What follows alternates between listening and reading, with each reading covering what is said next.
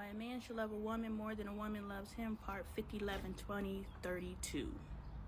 And this is some good stuff. Y'all gotta watch all the parts in this series because this is damn good and it's gonna give y'all some really good understanding. Especially, show it to your man. Like, he gonna disagree and it's gonna bump up against some stuff in him and she don't know what she talking about. But if he could then sit down and actually just think and process and be like, let me think about all the decisions I've made in my life. Who influenced me to do it? Because we're all influenced by something. We all either we're influenced by something we see, we're influenced by something we read, or we're influenced by something we hear. That's how we know to make changes in our lives, because something entered in and inspired change. So if a man can sit down and be like, okay, what have been the motivating factors in my life? And a lot of us, if not all of us, were raised by women. And I'm not saying single parent households, I'm just saying in any household, the mother is typically the one doing the raising, if raising is taking place, because a lot of us were housed. So he can deny it in front of you, but if he could have a come to Jesus moment, I promise, if men can internalize fucking logic, if men can internalize logical thought, not this bumps up against my ego, so I'm gonna deny it.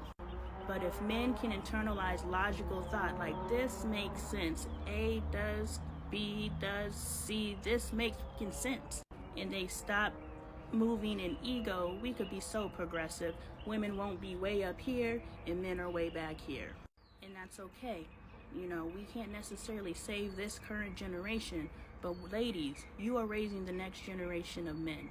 You have the next generation of teenagers in your home right now, and you can start putting a bug in their ear now so they do not become the next generation of men who are closed off to knowledge just because it bumps up against their ego. But anyway, Eve goes to Adam and says, yo, eat this apple. He's like, no, God said don't eat it. He's like, but you know, I know what he said, but he's trying to keep us away from all this fucking knowledge. Like, I bit this shit, my whole world just exploded, and I need you to experience that explosion.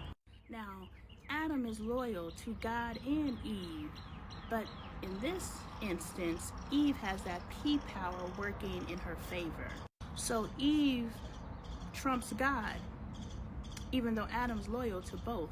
You have to understand loyalty and love, past videos, very well explained. So Adam eats the apple. I'm gonna come back with the concluding piece because I don't have enough time. So when you sit here and deny the fact that a man must love a woman more than she loves him because that bumps up against your ego, you are choosing to be in imbalanced relationships, and that is your choice, and that's your life. What's good? Lonnie Appleton here.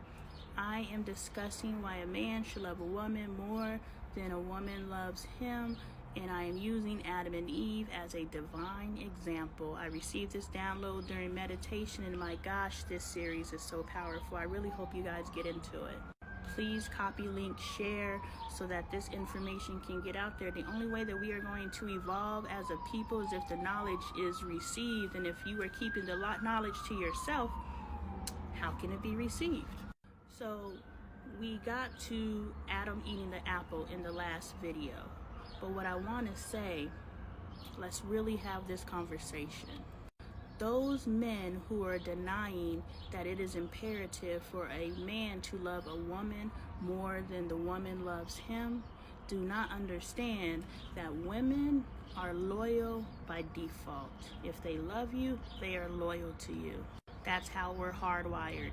Men can love you and not show loyalty. We know this because men who declare their love for a person will dog them the fuck out. You only receive the loyalty from a man when he is fearful of losing you. He loves you so much that he will do anything to keep you. Now, on the healthy side, this is where you have relationships like me and my husband. Y'all look at us and you're like, damn, couple goals. Yeah, you want to know why?